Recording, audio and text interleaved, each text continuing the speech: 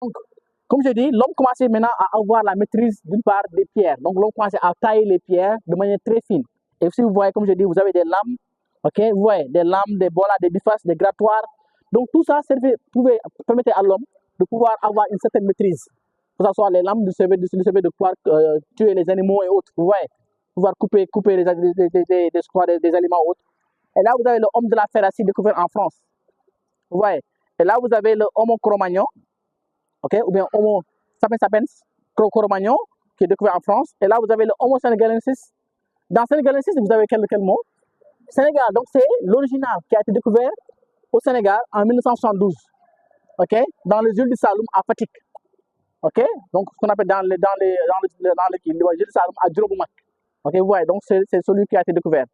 Et c'est l'original, hein, donc découvert, vous voyez, en 1972, vous voyez, ok, et là vous allez voir, si vous voulez voir en fait comment ressemble, à quoi ressemble un Homo sapiens sapiens, maintenant vous venez ici, vous allez le voir. Vous venez ici, 20 sapiens. Cela veut dire quoi? Cela veut dire quoi? Oui, oui, c'est ça veut dire que nous sommes tous des homos. Très bien. Suivez-moi maintenant. Alors, vous avez vu quoi? Vous avez vu que tout au long de la visite, vous avez vu que l'homme était un nomade. Pour dire quoi? Il se déplaçait d'un endroit à un autre. Maintenant, l'homme va décider maintenant d'être un sédentaire, de rester dans un seul lieu. Et si l'homme décide de rester dans un seul lieu, il va faire quoi? Il va faire de la poterie, qui lui servait de faire la cuisson, de garder les aliments et en même temps aussi de conserver l'eau. Je pense que vous avez tout ça à la maison, hein? N'est-ce pas? Pour ceux qui habitent dans les villages là, vous savez ça. Et vous avez même en même temps les haches, regardez. Vous voyez des haches qui servaient à faire quoi? À faire là, à couper ou bien même aussi à faire l'agriculture. Très bien. Et vous allez voir, regardez, des armatures, vous voyez des points de flèche qui servaient à quoi? À faire la pêche. Vous voyez, donc l'homme commençait à faire la pêche, la chasse et la cueillette. Et en même temps, regardez, même avec les objets que vous allez voir, donc à travers les os des animaux, l'homme commençait maintenant à faire des colliers. Vous voyez, les colliers, ok, qui lui permettaient d'une part de pouvoir identifier son espèce et autres. Vous voyez, donc l'homme commençait à faire ce genre de... Et là, vous avez des moles et des molettes qui servaient à faire quoi? À moudre, très bien. Les femmes, vous le savez, quand on fait de la farine, ok, qui sert à moudre, que ce soit des graines et faire de la farine. Donc l'homme commençait déjà présent à avoir une certaine maîtrise de la poterie, faire de la pêche, faire de la chasse et de la cueillette. Donc pour un peu pouvoir survivre. Hein. Maintenant, vous allez revenir au niveau de l'art rupestre africain. Alors, l'art rupestre africain, vous voyez quoi selon vous? Qu'est-ce que vous voyez ici? Qu'est-ce que vous voyez? Vous voyez de la peinture, très bien. Ouais? Très bien, vous voyez? Donc, on appelle ça l'art rupestre africain, c'est-à-dire que l'art représenté sur des roches. Vous voyez? Et si vous voyez, c'est ce qu'on appelle des scènes de vie.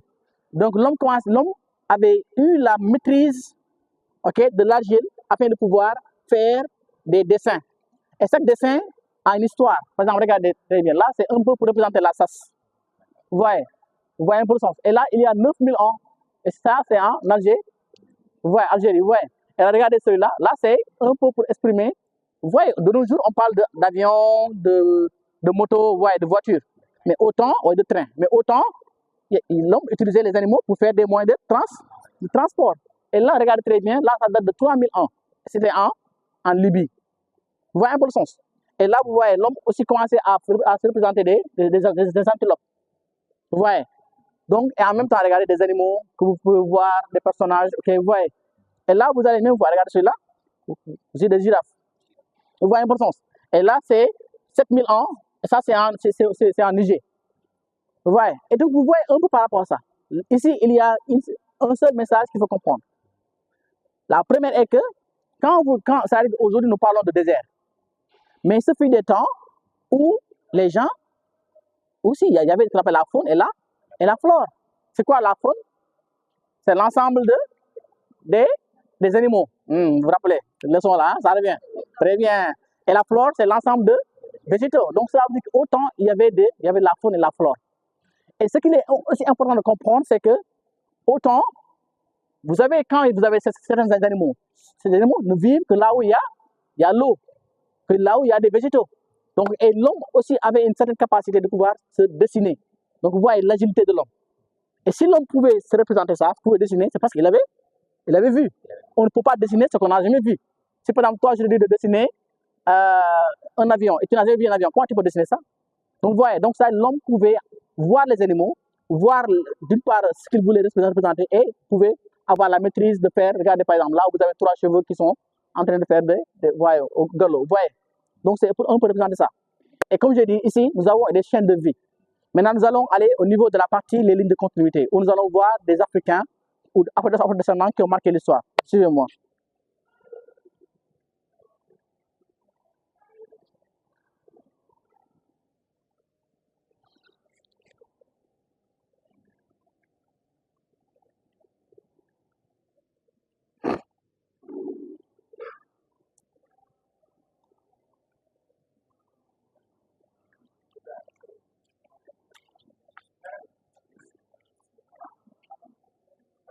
C'est bon?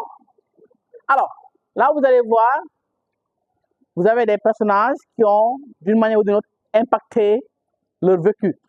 Certains sont toujours vivants, d'autres ne sont plus là. Mais quoi qu'il en soit, ce sont des gens qui ont marqué d'une part l'histoire, ok, dans le domaine. Maintenant, j'aurais une question à vous poser. Est-ce que vous reconnaissez quelqu'un ici dans ce tableau? Par exemple, que chacun me voit. Cheikh Anta Diop, qui est Cheikh Anta Diop? Qui est Cheikh Anta Diop? Oui? C'est qui? Mariama, c'est qui Cheikh Anta Diop? Hein? Un ancien chercheur. Anthropologue, égyptologue, historien, oui, scientifique, mathématicien. Très bien. Et c'est lui qui a mis en place ce qu'on appelle le carbone, qui servait à faire quoi? Sankaré, qui servait à quoi? À quoi servait le carbone 14? Ça sert à quoi, le carbone 14? Diallo, à quoi sert le carbone 14? Diallo, ça va nice, donc, oui, à quoi sert le carbone 14? Baron, à quoi sert le carbone 14? Hein? Ça servait à quoi? Oui, ça servait à quoi? Hein? Siga, à quoi sert le carbone 14? Ça sert à dater des fossiles ou bien des objets. Si par exemple on peut savoir que Toumaï est daté de 7 à 6 millions d'années, c'est grâce au carbone 14. Si on sait que Lucie est datée de 3,2 millions d'années, c'est grâce au carbone 14. Donc le carbone 14 servait à dater des fossiles ou bien des objets. Vous voyez? Alors, Cheikh Anta, donc comme vous le savez, il a écrit beaucoup de livres. Il est aussi écrivain avec le livre Nation libre et Nation nègre et culture. Très bien. Vous avez tous lu ça? Tu as lu ça?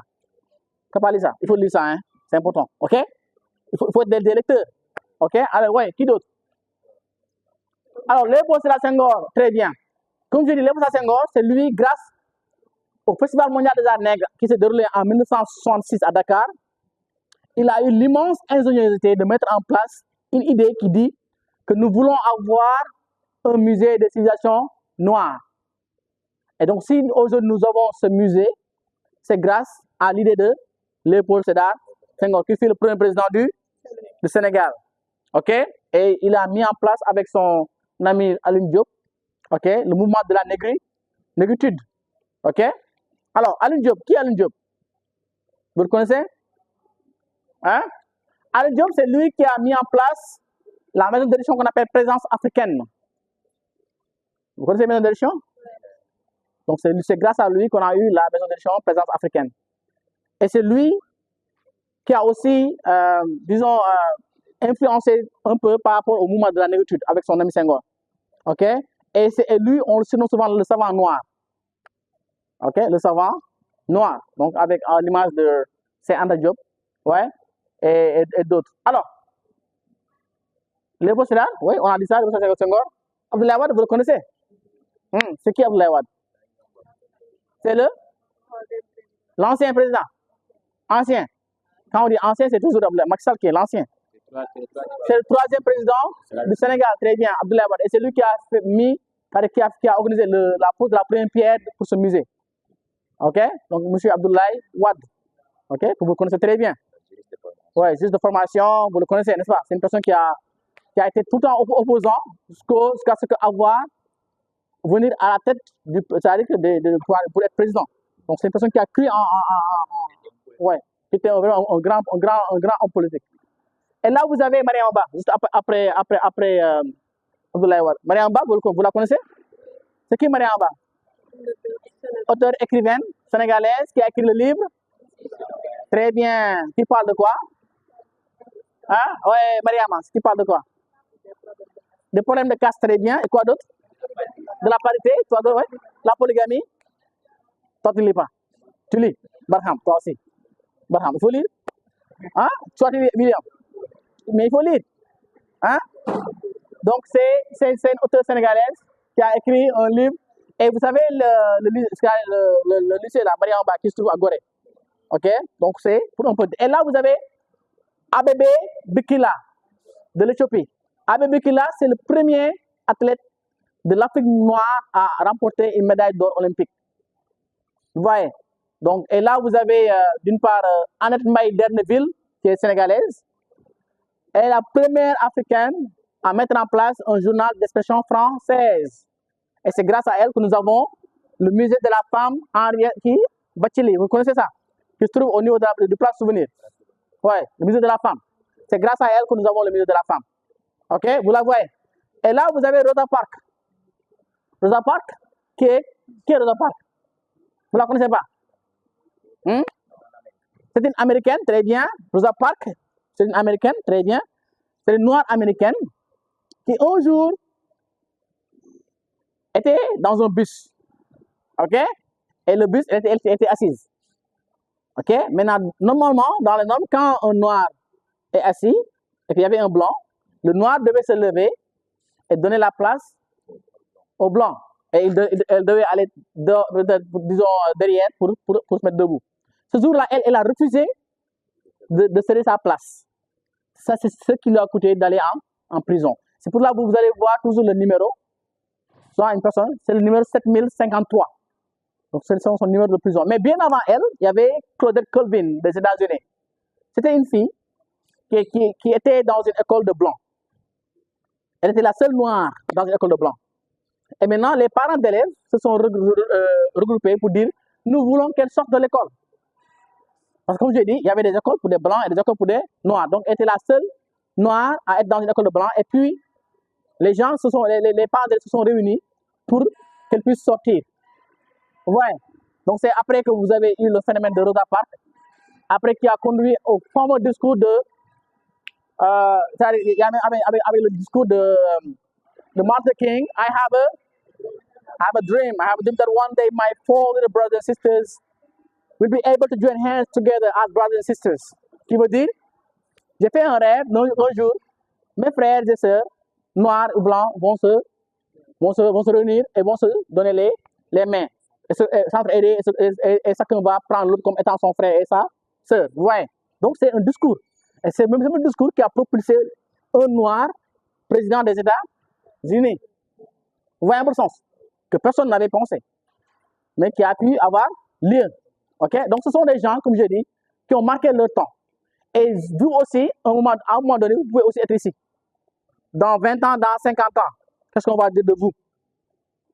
Dans 20 ans, qu'est-ce qu'on va dire de vous? OK? Donc, on a ces gens qui sont là, qui ont marqué leur temps. Et là, vous avez Battili Seki, qui est un Sénégalais, issu de la région de Saint-Louis. OK? Son nom, c'est Amoun Barik Fall. OK? Il a eu à vraiment occuper beaucoup de, disons, il a eu à donner son impact dans le monde du boxe. OK? Bon, disons, il est même allé jusqu'à représenter le Sénégal au plan international. Donc, c'est une personne que souvent les gens ne connaissent pas, mais qui a beaucoup fait pour le Sénégal. OK? Et là, vous avez Amilcar Cabral, un peu avec l'indépendance de la Guinée-Bissau. Vous avez Abdou Diouf, vous avez Mohamed Ali, Paul Kagame. Et vous avez, au fond, vous avez notre président, Bassirou Diomaye Diakhar Faye. Qui est Bassirou Diomaye Diakhar Faye? Et quoi d'autre? Ouais, vous connaissez ça de lui. Ouais, quoi d'autre? Ouais, mangeur de Thierry. Ouais, quoi d'autre? Ouais, et quoi d'autre? Très bien, l'homme de Ndiaganiao. Et vous avez juste en haut de lui, vous avez le président Ousmane. Qui est Sonko? Ouais, c'est qui? Ouais, c'est toi, dis-moi, cher. Qui est Sonko? C'est l'emblème du Sénégal, oui, selon lui. Vous voyez quoi d'autre? Oui, c'est le sauveur. Ok, oui. C'est un panafricain, très bien. Un homme politique sénégalais. Oui, quoi d'autre? Zenita. Zenita. Ah? Sous-Zenita, oui. C'est qui, Sonko? Tu ne connais pas? Et toi, tu ne connais pas ce Sonko? C'est qui Sonko? Hein? Hein? C'est l'actuel premier ministre du Sénégal, n'est-ce pas? Très bien. Alors maintenant, on va aller dans la partie des restitués. Suivez-moi.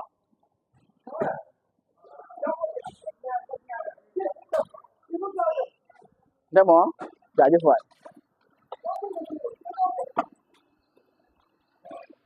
Attends, qu'est-ce qu'on va dire de vous? Ok? Donc, on a ces gens qui sont là, qui ont marqué le temps. Et là, vous avez Battili Seki, qui est un Sénégalais, issu de la région de Saint-Louis.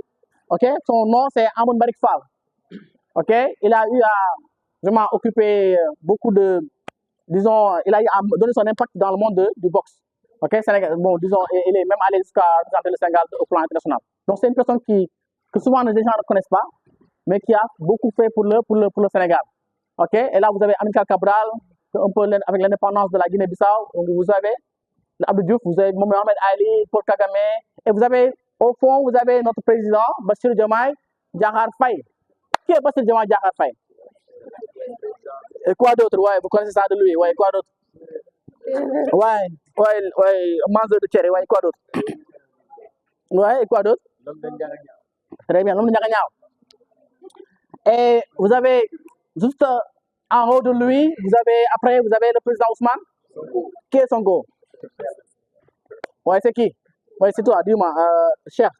Qui est Sonko? C'est l'emblème du Sénégal, oui, selon lui. Ouais, quoi d'autre? Oui, c'est le sauveur. Ok, oui. C'est un panafricain, très bien. Un homme politique sénégalais. Oui, quoi d'autre? Zenita. Zenita. Ah? Sous-Zenita, oui. C'est qui, Sonko? Tu ne connais pas? Et toi, tu ne connais pas ce Sonko?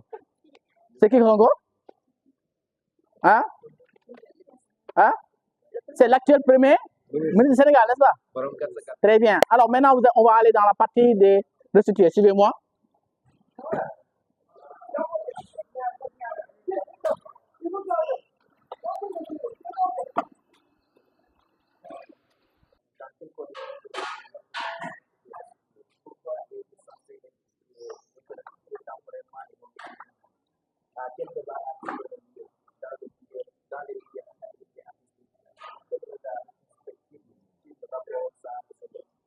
Vous avez compris ça?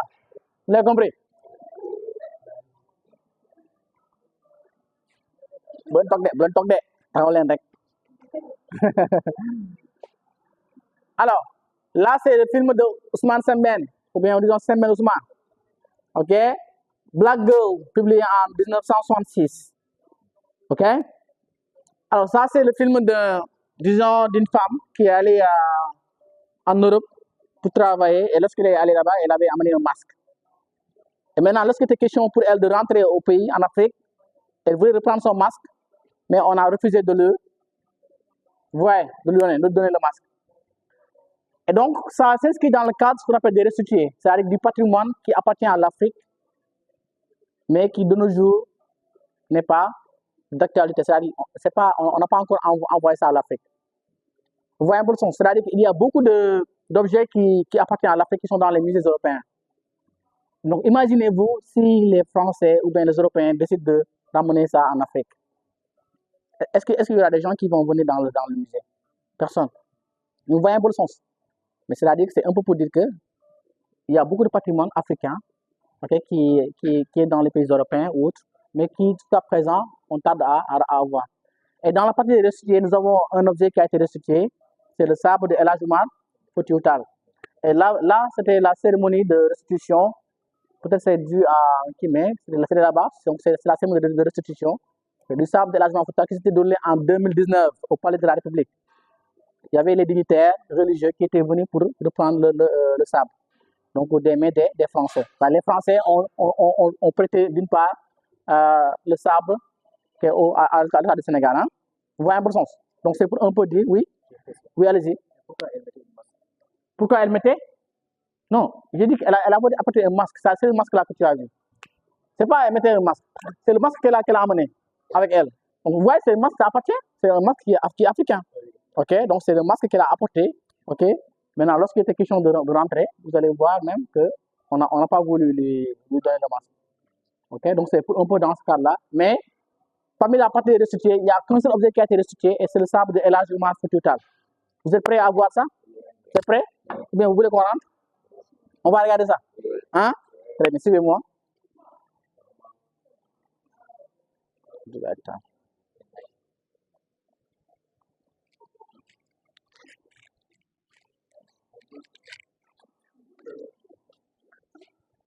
Alors, c'est bon? Vous connaissez tous Elage Oumar Foutoutal? Qui est un, disons, ok, qui est un héros, mais un résistant armé. Hein? Où sont les autres? Ah, ok. Donc, qui est un résistant armé. Alors, ce sabre, ça a appartenu à Elage Oumar Foutoutal. Ok? Qui a été durant la bataille de Danki. Ok? Alors, donc, ces Français ont rendu ce sabre au Sénégal. Mais c'est de manière temporaire, c'est pas définitif. Ok? J'ai même oublié de vous faire lire la citation de Emmanuel Macron qui a dit je veux que les conditions soient réunies. Il a dit je veux que d'ici 5 ans, que les conditions soient réunies pour une restitution temporaire ou définitive du patrimoine africain en Afrique. Il l'a dit en 2017 à Ouagadougou. Ok? Mais de 2017 jusqu'à maintenant, c'est le seul objet qui a été restitué au Sénégal. Et maintenant, la France considère ça comme étant le butin de guerre. Ça veut dire quoi? Qu'ils ont vaincu Elage Oumar Foutoutal, ils ont pris le sabre, les manuscrits et autres, et ils disent que c'est normal pour eux, que ça leur appartient. Vous voyez un peu le sens? Donc les Français considèrent ça comme étant le butin de guerre. Butin de guerre, comme je l'ai dit, c'est ce qu'on acquiert durant la guerre. Donc maintenant, c'est logique, c'est pas logique? La question vous revient. Qu'en pensez-vous? Qu'en penses-tu? Oui, qu'en pensez-vous? C'est pas le pourquoi? Ils n'ont pas le droit. Hein? Ok. Qui d'autre? Diallo. Diallo, est-ce qu'il y a un guisson? Tu vois? Mais ça peut avoir beaucoup de significations. Oui. Parce que c'est peut-être quand on considère un homme qui a été parti, par exemple, en guerre, et qui a été dominé, qui a été renversé, et que ses armes ont été pris. Cela veut dire que l'adversaire a eu un pas sur lui. Et c'est une sorte de défaite pour le noir et une victoire pour le blanc qui a eu à combattre un homme noir jusqu'à prendre ses objets de guerre et autres. Donc ça sonne comme une victoire blanche sur les noirs. Absolument. Et le fait que ces gens-là acquièrent ce matériel-là maintenant, de guerre et autres, et les gardent ses œuvres. Cela vous dit quoi? Jusqu'à présent, peut-être, l'homme noir est considéré comme un être incapable de, de, de s'approprier de ce qui lui revient. Et s'il parvient maintenant quand même à mettre la main dessus, sur ce matériel-là, et de telle sorte que l'image qui en découle est que c'est une forte domination. Ça veut dire que de l'époque, parce que ça date du 19e siècle, Absolument, ouais. jusqu'au 21e siècle, nos héros qui sont partis en guerre, qui sont partis pour la libération d'autres pays, ne sont pas retournés, mais aussi les objets ne sont pas retournés. Et que le peuple qu'ils avaient laissé en arrière ne sont pas capables d'aller restituer ces matériels. Absolument, ouais. En tout cas, il a raison sur toute la lancée. Qui d'autre qui a chose à dire? Une femme, une voix féminine? Quand les hommes parlent, les femmes aussi, vous avez le droit? Ah oui, Mariam, ouais. Mariama, oui. C'est toi? Mariama Ba. Oui. Oui, Mariam, ouais. Tu as quelque chose à dire par rapport à ça, ouais. Meurous. Oui, qui d'autre? Oui. Non, il n'a pas tout dit. Il n'a pas tout dit, hein. Il ne peut pas tout dire. Mariama s'est battu pour la parité. C'est l'idée générale de si longue lettre. Oui, absolument. Absolument. Oui. Oui, so. So, En fait, c'est ça. C'est-à-dire que l'idéal, c'est quoi? Comme j'ai dit, c'est que c'est une partie qu'on appelle partie très sensible, en fait. Parce que imaginez que c'est quelque chose qui a été rejeté. Vous voyez la salle, comment elle est vide. Vous voyez, ouais. Et imaginez-vous si on prenait tous les objets qu'on a pris et qu'on vient, on expose ça. Donc, il y aura personne qui va aller dans les musées françaises ou européens. OK? Parce que en fait, tout ce qui est là-bas, ça appartient à l'Afrique. Et vous aurez le temps de voir ça quand nous allons aller au niveau de la salle d'exposition continentale. Mais ce qui veut dire que au-delà du sable, ils ont aussi pris les manuscrits de El Hadj Malick Sy, ce qu'il écrivait. Vous savez, c'était un marabout. Il a eu à écrire. Ouais, ils ont pris ça. Et en même temps aussi, ils ont pris un enfant qui défendait sa mère. Il s'appelle Abdoulaye Tal. OK, ils l'ont pris. Et c'est un peu ça. Donc, c'est pour dire que donc, il y a beaucoup de choses qui ont été prises par, disons, à l'Afrique. Jusque-là, ça tarde à avoir une restitution. Donc, Emmanuel Macron, il l'a dit en 2017, et nous sommes en 2025. Donc, mais jusque-là, c'est le seul objet autant pour moi qui a été restitué au Sénégal. Oui? Hein? D'où vient ça? Oui, oui, en fait, ça vient de la France. C'est la France qui. Qu'est-ce qui nous prouve? Ah, ça, c'est la grande question. Qu'est-ce qui nous prouve? Mais en tout cas, ça a été rendu par la France et réceptionné par les petits-fils de El Hadj Malick Sy. C'est même la cérémonie qui était là. Peut-être qu'il y a un petit écran, mais vous allez voir les petits-fils de El Hadj Malick Sy qui sont venus pour prendre ça. Donc, on ne peut que dire que c'est le vrai. Si ce n'était pas vrai, les petits-fils n'allaient pas faire le déplacement pour venir récupérer ça. Et même le président en personne, le président Macky Sall, c'est lui qui a réceptionné le sable. Peut-être c'est vrai, peut-être c'est pas vrai, mais en tout cas, on se maintient sur la logique que c'est le sable qui a appartenu à la capitale. Oui, en défense. C'est restituer le patrimoine africain. OK? Donc, ce sont des ouvrages qui sont là dans le cadre de la restitution. Là, on a la restitution des biens publics culturels aux États étrangers. Vous voyez, donc ce sont des ouvrages qui traitent un peu de la partie des restitués. Maintenant, s'il y a une personne qui est vraiment motivée pour savoir, vous pouvez venir ici, vous asseoir, lire, prenez votre temps. Le musée est là, donc n'hésitez pas. Hein. Et qui va lire la première citation? Ou bien je vais faire ça comme ça. Vous allez lire, à trois, vous allez tous lire ensemble. Hein. La première. 1, 2, 3, allez-y. Alors, on reprend. Vous tous, les gars. C'est bon. 1, 2, 3, allez-y.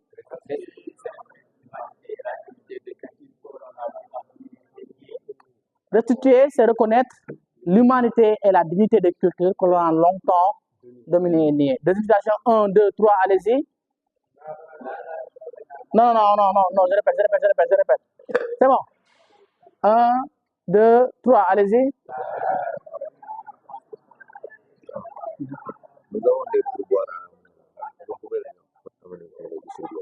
Pour dire non, une part de l'âme du peuple. C'est-à-dire quoi? Que quand on prend un objet, c'est pas l'objet qu'on prend, mais on prend aussi l'âme de l'objet, l'âme du peuple. Imaginez par exemple que si les Français viennent ici et prennent ils vont à Mour, ils prennent le Kangourang. Les Mourois vont pleurer. Vous savez, parce que c'est ça, vous voyez le sens. 3 citations, 1, 2, 3, allez-y.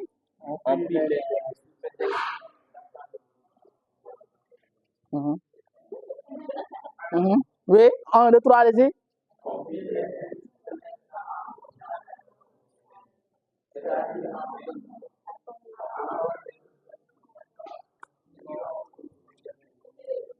Très bien. On pille les nègres sous prétexte d'apprendre aux gens à les connaître et les aimer. C'est-à-dire, en fin de compte, à former d'autres ethnographes qui iront aussi les aimer et les piller. Deuxième citation, 1, 2, 3, allez-y.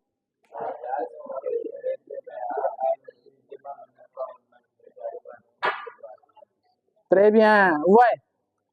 Ouais. Donc, la restitution des biens culturels à le pays d'origine n'est pas un acte de charité, mais un devoir de justice. C'est-à-dire que quand on donne un objet, c'est pas un don, mais c'est normal. Vous voyez le sens? Et là, vous avez des cabinets, regardez très bien, ce sont des cabinets où, vous ne pouvez pas. Vous voyez, hein?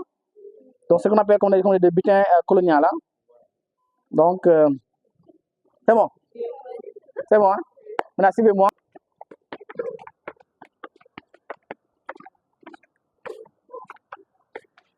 C'est bon? Salam alaikum. Ça va bien? Ok.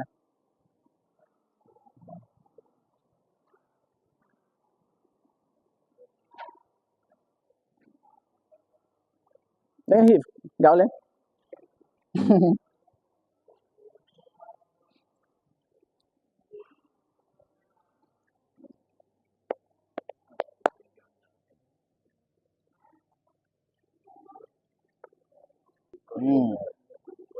Quand je viens ici, je pose une question aux visiteurs. Je leur dis, est-ce que vous avez des femmes ici? Oui. Est-ce que vous avez des hommes ici? Non. Des hommes. Ils sont où? Mais en tant qu'homme avec un... Ah, ouais. Bon, ouais. Ça, c'est évident. OK?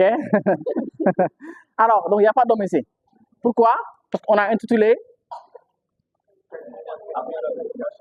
donc femmes africaines et leadership politique. Ce sont des femmes africaines qui ont eu à apporter leur pierre à l'édifice. Et vous reconnaissez quelqu'un ici? Laquelle? Ah, mais oui, bien sûr. Vous reconnaissez Aminata Touré, plus connue sous le nom de Mimi Touré, ou bien Tata Mimi, n'est-ce pas? L'enfant de? Ah, ok, ouais, super. Alors là, Mimi Touré, elle fut présidente du Conseil économique, social et environnemental. Et elle fut aussi première ministre du Sénégal. Très bien.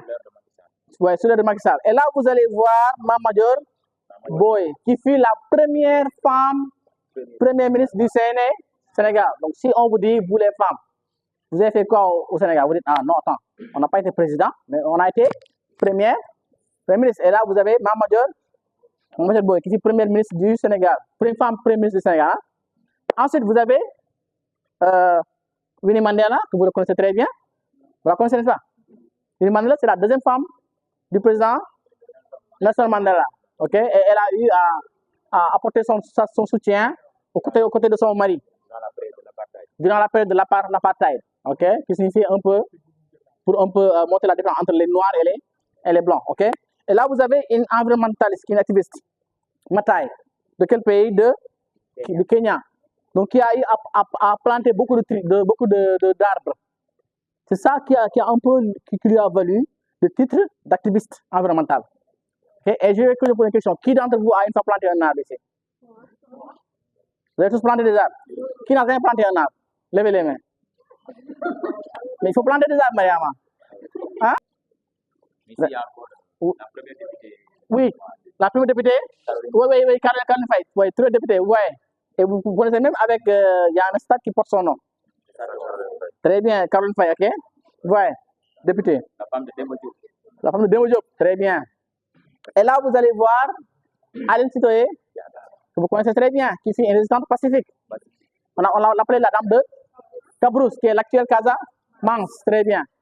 Et regardez très bien, vous avez Ndata Yalla Mbodj, vous la connaissez? Ah, vous la connaissez? C'est qui Ndata Yalla Mbodj? C'est qui?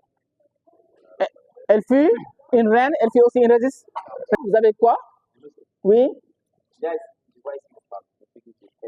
Oui, Bangoura. Très bien. Ok, donc vous voyez, elle fut héroïne de l'indépendance. De quel pays? Très bien.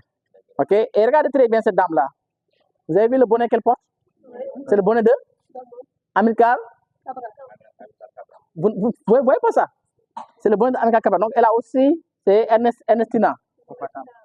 Ok, donc comme elle a aussi de Guinée-Bissau, donc elle a aussi vraiment lutté un peu aux côtés de Amilcar Cabral dans le cadre de l'indépendance de la Guinée-Bissau. Et là, regardez, vous allez voir ici des femmes africaines présidentes. Là, nous avons Sarlé Zewde de l'Éthiopie. Elle fut présidente de l'Éthiopie. Hein? Et là, vous avez Ellen Johnson Sirleaf du Libéria. Hein? Catherine Samba-Panza, Centra. Et là, vous avez Joyce Banda du Malawi. Et là, pour terminer, le Amina Fakim. De quel pays? Île du Maurice. Donc, elle fut Premier ministre. C'est après que le président a été accusé de corruption. Après, elle est venue pour être présidente. Okay? Donc, souvent, c'est pour dire que si les femmes là ont pu le faire, donc vous aussi pouvez le faire. Dans la vie, rien n'est impossible. Hein? Donc, dans 20 ans, on peut venir ici et on va dire, regardez, pourtant, je veux jouer ma photo. OK? Il faudra croire en soi. OK? Maintenant, suivez-moi, nous allons à la partie des civilisations. Regardez, vous voyez les pays. Vous voyez les pays. Donc, le Sénégal fait partie des 30 à 100%. OK? Dans le cadre de la représentation des femmes dans les assemblées élues. Vous voyez? Très bien. Maintenant, suivez-moi. Salutations. En disant salam alaikum. Et quoi d'autre? Nangendef, c'est ça? C'est-à-dire qu'en Afrique, souvent, il y a ce qu'on appelle, quand on va dans un endroit où on a ce qu'on appelle les trônes. OK? Vous voyez? C'est souvent ce que vous voyez, souvent en début, pour montrer un peu l'entrée. OK? Ça, ce sont les piliers de cour que vous voyez. Et souvent, quand vous voyez, souvent dans les royaumes ou dans les maisons, vous voyez ce genre de piliers de cour.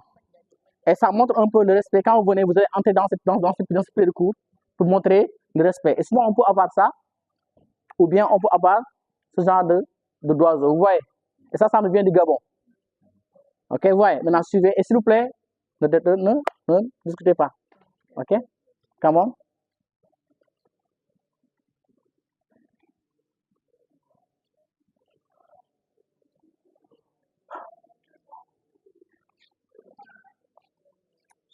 C'est bon?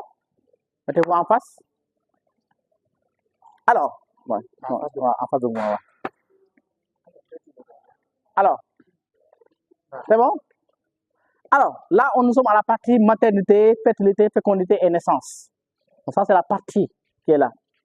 La partie maternité, fertilité, fécondité et naissance. Alors, regardez très bien. Ça, c'est un masque lipico qui nous vient de la Tanzanie. Selon vous, ça ressemble à quoi? Les hommes, vous ne savez pas, non? Mais les femmes connaissent. Ah, c'est des femmes? Enfin, très bien. Alors, regardez très bien. Ça, c'est un masque lipico qui nous vient de la Tanzanie. Pour un peu symboliser ce qu'on appelle la fertilité. OK, vous voyez? C'est-à-dire qu'il arrive des moments en Afrique où une femme peut ne pas avoir d'enfants. Souvent, les hommes, à chaque fois que ça arrive, vous dites que c'est le problème des femmes. Alors que souvent, ça peut aussi être le problème des hommes. Vous le savez très bien. Ce n'est pas un fait nouveau que je vous enseigne. Vous connaissez très bien. Souvent, il arrive que si une femme a ce genre de problème, on lui fait des rituels. Et ce rituel, vous savez, c'est souvent où les femmes se rencontrent quelque part, OK, qui font ce qu'ils ont à faire, des rituels, des bains mystiques, pour un peu permettre à la femme de pouvoir avoir une certaine fertilité. Ça arrive en Afrique. Et là, vous allez voir une sculpture momie qui nous vient des États-Unis, de Saron Kopriva. Et si vous voyez, c'est pour un peu représenter le ventre d'une mère. Vous avez combien d'enfants dans ce ventre? Non. 3. 1, 2 et 3 au milieu. Vous voyez? Donc, c'est pour un peu montrer la fécondité de la femme africaine. Souvent, on peut avoir jusqu'à 2, jusqu'à 4, jusqu'à 5. Vous savez ça très bien. Souvent, ça arrive. Il arrive des moments où la femme africaine peut avoir jusqu'à 5 enfants. Et ce n'est pas quelque chose de mystérieux. C'est quelque chose qui existe. N'est-ce pas? Et là, vous avez le Junkur maternité. Le Junkur maternité, si vous voyez très bien, qui nous vient du Nigeria. Et là aussi, vous voyez, vous avez une femme qui sur le dos, les petits devant, les grands derrière. Taille petit là, venez devant. C'est bon, hein? Alors, vous voyez très bien. Regardez, ça, c'est le Junkur maternité. Et si vous voyez très bien, c'est une mère qui porte son enfant au dos et qui est enceinte. Vous voyez très bien. Donc, cela veut dire quoi? C'est que nous sommes tous passés par cette étape. Qui d'entre vous n'a jamais été porté? Donc, vous voyez, ça dit pourquoi. Et récemment, j'ai accueilli ici un docteur qui m'a dit, Koumé, tu sais pourquoi les gens portaient leurs enfants sur le dos? J'ai dit pourquoi? Il dit parce que la maman et l'enfant, il y a en fait une relation très, très, très intime lorsque l'enfant est porté sur le dos, avec le cœur de la maman. Ça permet de plus mettre l'accent sur le côté de la réciprocité. L'émotion, elle est plus,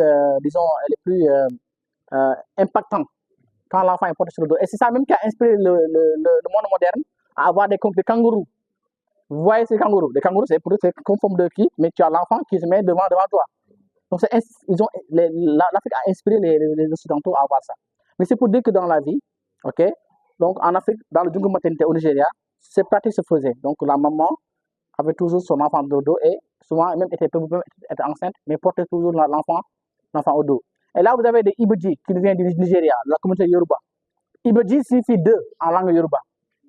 Donc là, ce sont des jumeaux à l'âge jeune. Là, c'est des jumelles de jumeaux et jumelles qui sont à l'âge adulte.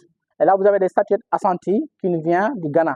Donc, c'est deux jumelles qui sont en train de donner le sein à leurs enfants. Et là, vous avez une statuette reine-mère qui nous vient du Cameroun. Une statuette reine-mère. Alors, la reine-mère, quand on dit souvent, c'est la reine-mère. Reine-mère, c'était une pratique qui se faisait en Afrique, ok, où quand il y avait un nouveau bébé, on appelait la reine-mère, qui était la première à donner son sein. Voilà, c'était un rituel qui se faisait en Afrique. Et même s'il n'y avait pas de lait dans le sein de la reine-mère, mais rien que le fait de donner son sein était quelque chose de symbolique. Vous voyez? Donc, c'est ce qui se passait en Afrique. Et là, souvent, ça se faisait comme forme de rituel. Regardez très bien. Le rituel, les gens faisaient la fête autour pour un peu symboliser ça. Donc, la rituel des reines-mères. Les gens faisaient taper du plafond, faisaient tout. Ok? Donc, ça, c'était un rituel qui se faisait. Et là, comme je dis, ça nous vient du Nigeria. Donc, la communauté Yoruba. Ok? C'est bon. Ah ouais, c'est bon. Super. Venez, suivez-moi.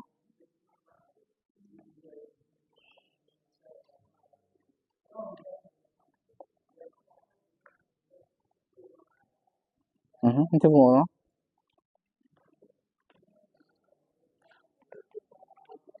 Alors, une question que je voulais. Oui, mettez vos ronds. Entourez ça. C'est bon? Alors, donc si vous voyez très bien, ça c'est quoi? C'est un cercueil. C'est un cercueil. C'est un cercueil Yoruba. Ok? C'est un cercueil Yoruba, donc qui appartenait à la communauté Yoruba. C'est un cercueil que souvent on utilisait quand le roi perdait la vie, ou bien quand le roi décédait, ou la reine, on le mettait dans ce cercueil et on l'enterrait. Si vous avez vu, vous avez des sculptures autour. C'est pour dire qu'il y a deux thèses. La première, c'est que les gens faisaient la fête quand le roi perdait la vie, les gens faisaient la fête. Au lieu que les gens pleurent, mais les gens célébraient, faisaient la fête. L'autre élément, on disait aussi que quand le roi décédait, il était aussi enterré par les autres serviteurs.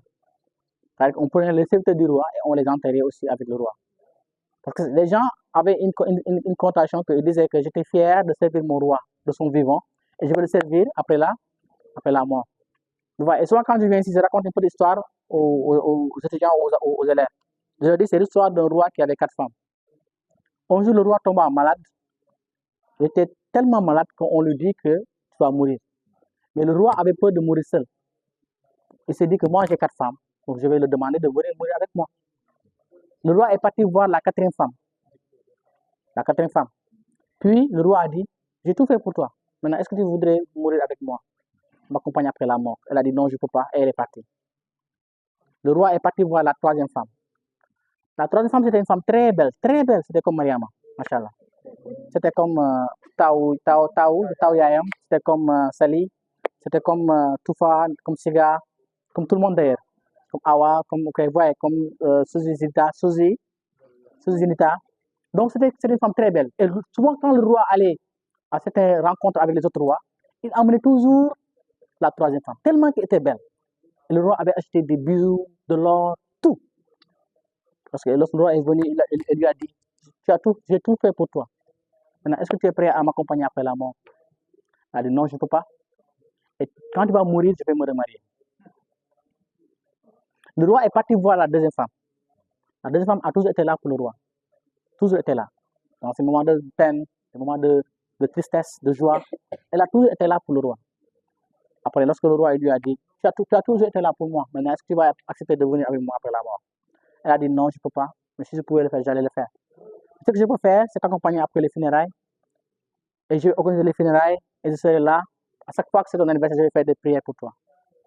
Le roi avançait à un moment donné, et entendit une voix qui dit, je partirai avec toi, et j'irai avec toi où que tu iras. Le roi se retourna, et vit que c'était la première femme. Et en fait, c'était la femme que le roi ne prenait pas bien soin. Le roi avait négligé la première femme. Et le roi commençait à avoir des regrets. Seulement je pouvais revenir en arrière. C'était trop tard. Alors le moral de l'histoire, c'est quoi? C'est que nous avons tous ces 4 personnages en nous. La quatrième femme représente quoi? Le corps humain. On a beau prendre soin du corps, se laver, faire des parfums et tout. Mais quand la personne va décéder, le corps va rester ici. Il ne va pas accompagner la personne. C'est-à-dire ce que tu manges là, ça va faire la chair. Mais la serre que tu es en train de créer là, ça va servir de quoi? De nourriture aux vers. Vous savez ça, non? Les vers vont manger ça. La troisième forme représente quoi? Les possessions, les biens, les possessions qu'on a. Quand quelqu'un a un iPhone 30 là, il va faire quoi? Quand il vient, même quand il vient dans mon réunion, il va faire quoi? Bonjour! Il va sortir la photo. Ah, mais bien sûr. Le roi, qu'est-ce qu'il faisait? Il montrait toujours la troisième femme, tellement elle était belle. C'est-à-dire que nous, à chaque fois qu'on a quelque chose de nouveau, on veut toujours montrer ça aux autres. Ok? Et qu'est-ce qu'il avait dit? Il avait dit que quand tu vas mourir, je vais me remarier. C'est-à-dire quand tu vas mourir, le iPhone que tu as aujourd'hui, les habits que tu as, les chaussures, les lunettes là, le casquette là, tout ça, qu'est-ce qu'on va faire? On va donner ça à d'autres personnes. C'est pour cela qu'elle a dit, quand tu vas mourir, je vais me remarier. C'est-à-dire je vais appartenir à d'autres personnes. La deuxième femme représente quoi? Les amis, la famille. Ils seront toujours là pour nous. Par exemple, imaginez quand Baron est malade. Vous allez tous aller peut-être aller au niveau de vendre des fruits, acheter des fruits, des bonbons, n'est-ce pas? Du lait et tout.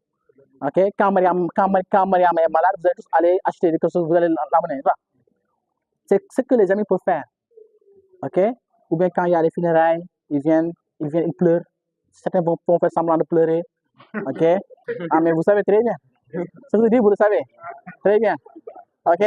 Ils vont quitter leur maison, venir sans pleurer, mais lorsqu'ils arrivent au niveau de la maison, ils vont commencer à faire comme ça des trucs là. Mais c'est pour dire un peu, c'est que la famille, ils sont toujours là pour nous, mais ils ne peuvent pas nous accompagner après là-bas. La première femme représente quoi selon vous?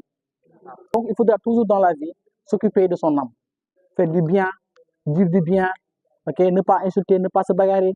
Même quand tu es seul, au niveau de baron de service, vous tous, vous êtes une famille.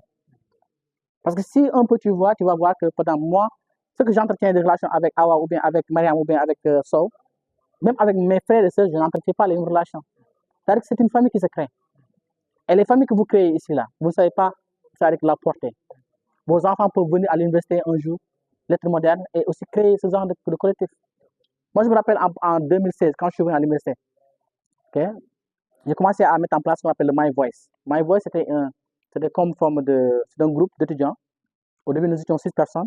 On se voyait au rythme d'anglais, on se révisait, on faisait tout. Okay, si vous voyez, même au niveau de la fac lettres, si vous voyez vers la sortie là, vers le fac lettres, et vous avez lettres modernes et anglais. Si vous sortez, vous avez un gros babo là-bas. Vous voyez pas le gros babo? On l'avait intitulé My Voice Tree. My Voice Tree pour dire le babo de My Voice. On se retrouvait là-bas, on discutait, on échangeait. Mais arrivé à un moment donné, on ne pouvait pas faire ce genre d'activité parce qu'on était tellement nombreux. Il fallait faire au niveau de Amphi Boala ou Amphi Ousmane Sossé parce qu'on était tellement nombreux. Et jusque là, il y a des gens qui sont en France, d'autres aux États-Unis, d'autres en Espagne, mais on a de très bonnes relations. Donc, comme je dis, vous aussi, vous êtes là ensemble, mais ça, c'est que vous êtes là ensemble, mais il y a un moment donné où peut-être vous n'aurez pas le temps de faire des téléphones. Mais l'essentiel, c'est de toujours conserver vos liens.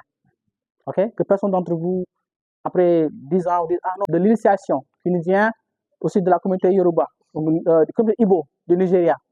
Et ça, c'est un masque qui symbolisait un peu l'initiation. C'est-à-dire que le passage de l'âge adulte, à chaque fois qu'il y avait un enfant qui devait faire le passage de l'âge adulte, il y avait une personne qui portait ça, et on faisait ce genre d'initiation. C'est ce que souvent je pense les Diola appellent le bois sacré. Est-ce que c'est le bois sacré? C'est une pratique qui se fait souvent, qu'on regroupe ceux qui sont en âge d'être des hommes, on les amène quelque part, et ils vont rester là-bas des jours, des semaines, sans voir papa ni maman. Ok? Mais c'est pour un peu le préparer, peut-être à la vie. Ok? Vous savez ça. Donc, c'est un peu le masque d'initiation de la communauté Ibo du Nigeria. Ok? Alors, maintenant, là, nous avons des figures reliquaires. Si vous voyez très bien, des figures reliquaires, ça nous vient du Congo. Et ça avait un usage déjà de faire des statues comme ça, en hommage aux personnes qui sont décédées. Par exemple, une personne qui est décédée, soit une femme, on lui faisait ce genre de celui-là, et un homme, on lui faisait celui-là. Et si vous voyez derrière, vous allez voir une forme de porte. C'est-à-dire que ça qui servait à conserver les biens de la personne. Tous les biens de la personne, on prenait ça et on mettait ça ici pour un peu se souvenir de la personne. Et souvent, on faisait de telle sorte que même le visage de la statue devait ressembler à la personne qui était décédée. Vous voyez? Donc ça, c'est ce qu'on appelle les figures reliquaires qui viennent du Congo. Ça, c'est pour la femme. Et là, c'est pour l'homme. Et là, vous avez des chihuahuas. Des chihuahuas qui viennent du Mali, de la communauté Bambara. Et souvent, les gens, quand ils devaient faire la chasse ou bien des rites agraires, ils portaient ce genre de masque. Et si vous voyez très bien, à l'université, nous avons celui-là. Je ne sais pas si vous voyez, même le logo de l'université. Vous voyez pas le logo? C'est ce genre d'enveloppe que nous avons, qui vient du Mali, ok, de la communauté Bambara. Ok? Et comme je dis, ce sont des chimiers de masques Chihuahua. Ce sont des masques Chihuahua que les gens utilisaient soit pour faire durant la chasse ou bien les rites agraires. Avant la récolte et après la récolte, les gens faisaient une forme de fête. Ok? Et là, vous avez juste derrière vous, vous avez la danse et les instruments de musique. Ça, vous connaissez très bien, c'est la kora. Alors, vous connaissez la kora et c'est symbolique. Et c'est ce qui prenait, c'est ce qui avait l'usage de la kora était ce qu'on appelle des griots, n'est-ce pas? C'est eux qui avaient, d'une manière ou autre, pouvaient contrôler en fait la kora, qui pouvaient à travers la kora envoyer des messages. Et vous savez souvent quand le roi allait souvent dans des champs de bataille, il était toujours accompagné de griots. Et le griot avait pour rôle de toujours lui rappeler ses ancêtres, pour dire que ton père était le plus fort, ton père n'a jamais fui. Même si le roi a peur, mais il ne va jamais fuir. Parce qu'il sait dans son âme intérieure que le griot va toujours raconter ce qu'il a vu. S'il voit que le roi a fui, il va dire que le roi a fui. Vous savez ça très bien. Mais ce n'est pas de nos jours. Vous savez, de nos jours, comment ça se passe. Même quand vous allez quelque part, vous allez toujours voir des griots qui vont dire que tu es la plus belle, même si tu es la plus moche de la terre. Ils vont jamais dire ça. Ils vont toujours dire que ils vont faire tes louanges, alors qu'au fond, c'est pas vrai. Vous voyez. Donc c'est pour dire que mais autant, les griots étaient les gens qui avaient de la valeur. Quand ils prenaient la parole, les gens les écoutaient parce qu'ils étaient les sacs à mémoire. Vous voyez. Alors maintenant, suivez-moi. Et là, nous sommes à la partie des divinités et l'émergence du monothéisme. Alors, les divinités et l'émergence du monothéisme. Les divinités, comme vous savez, ce qu'on appelle les dieux. Ok? C'est ce que vous avez vu là-bas, qui vient du Congo. Là, ça vient du Bénin avec le vaudou. Le vaudou, maintenant, qui est même pratiqué au Brésil. Au Brésil, les gens pratiquent le vaudou. C'est-à-dire que ce sont les gens qu'ils avaient importés, qu'ils avaient pris au Bénin, qu'ils ont amené avec eux. C'est eux qui pratiquent le vaudou. Donc le vaudou, c'était des dieux, ok, un peu de divinités. Et là, vous avez le masque fétiche qui nous vient du Libéria, ok. Alors, et là, vous avez une communauté très, très particulière que vous connaissez tous. On appelle les Ham, très bien. Tu es Lébou? Ok, donc c'est les Ham. C'est-à-dire c'est une communauté Lébou qui pratiquait ça. Et ça avait deux usages, à but thérapeutique et à but spirituel. Est-ce qu'il y a un Lébou ici? Un Lébou? Un Lébou? Super. Alors, donc c'est ça, hein? Donc c'est une pratique que les Lébou font toujours. C'est-à-dire quoi? C'est-à-dire qu'ils amenaient la personne qui était possédée par les, disons, par les djinns, ok, les esprits, très bien, et on l'amenait ici, et en même temps, on immolait soit une chèvre ou bien un mouton, et on faisait le transfert de maladie. C'est-à-dire que la personne, on prenait la personne, les maladies de la personne, et on transfère ça vers l'animal. Ok, ouais. Je me rappelle, il y a un jour que j'ai expliqué ça à les Toubab, ils ont dit, ah bon? Ils étaient impressionnés de voir ça. C'est parce que nous avons nos propres réalités. Parce qu'une personne peut être malade, tu l'amènes à l'hôpital, on dit qu'on n'a rien vu. N'est-ce pas? Alors qu'elle est malade. Mais des fois, quand on la met dans ce genre d'endroit, la personne va guérir. Donc, c'est comme je disais, c'est un peu de reconnexion avec les ancêtres. Mais en même temps aussi, c'était à usage thérapeutique. Ça servait de guérir. Et nous avons la déesse Sekhmet. La déesse Sekhmet de l'Égypte, si vous voyez très bien, c'est une femme qui était réputée avoir la tête d'un lion.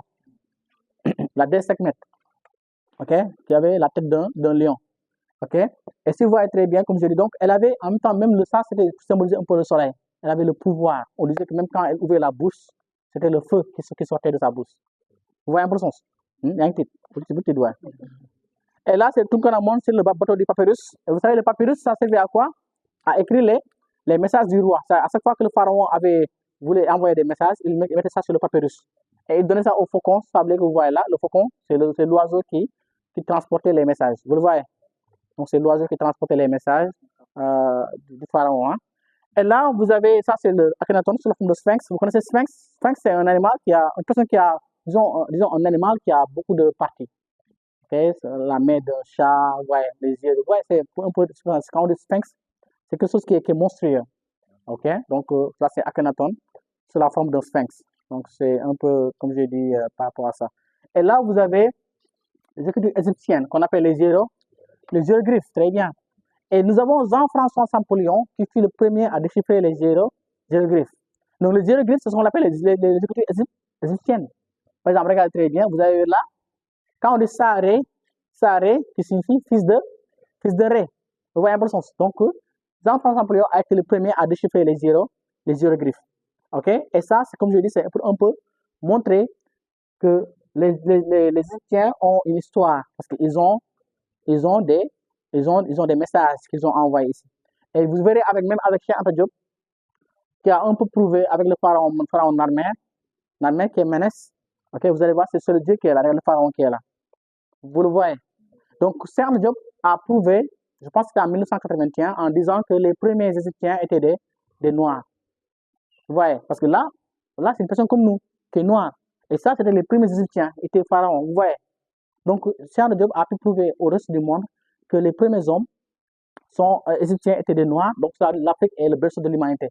Parce que nous avons les termes de Pythagore, les termes de Thalès. Ce sont des Grecs qui sont venus en Égypte étudier, apprendre, ouais, pour être initiés. Après, ils ont exporté ça dans le pays.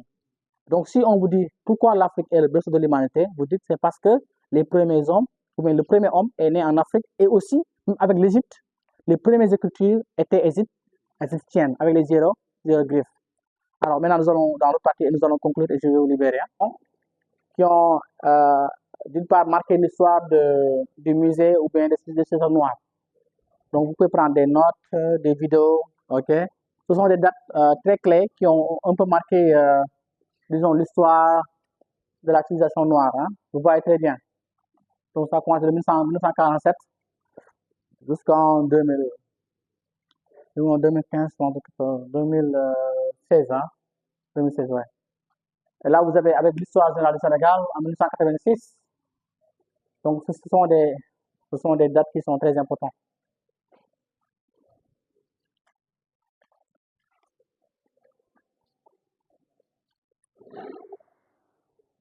C'est bon? C'est gardé, non?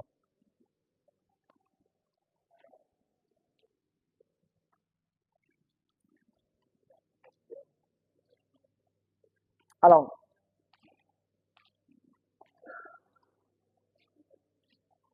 c'est bon. Alors là, c'est la partie dialogue des masques. Et vous voyez, ce sont des masques qui viennent des pays. Ça vient de quel pays? De la Guinée. Vous avez vu, Nouvelle-Guinée. Hein? Donc, ce sont des masques qui nous viennent des pays différents. Là, vous vous rappelez des Tiwara du Mali, vous vous rappelez? Ok, c'est un peu ce qui, comme je dis, avec le symbole de l'UCAD. Donc, ce sont des masques qui nous viennent des pays africains. Là, c'est la Guinée-Bissau, ok, avec la tête de bœuf, ok, vous voyez. Là, ça nous vient du Gabon, ok. Donc là, ce sont les masques de Nouvelle-Guinée, donc qui viennent de la Nouvelle-Guinée, du Cameroun, ok, vous voyez. Donc, tous ces masques sont des masques qui viennent des pays africains, donc, vous voyez, avec le Chihuahua, masque Mende, de la Sierra Leone, masque Guélédé, ok, du Nigeria. Alors, donc, je voulais dire merci à toutes et à tous pour l'écoute. Donc, ici, ça c'est notre visite. Et nous espérons vous revoir très bientôt, Inch'Allah, au sein des musées d'histoire noire. Alors, merci beaucoup. On va aller en bas et on va prendre la photo familiale et après, je vous livrerai. Hein. Merci.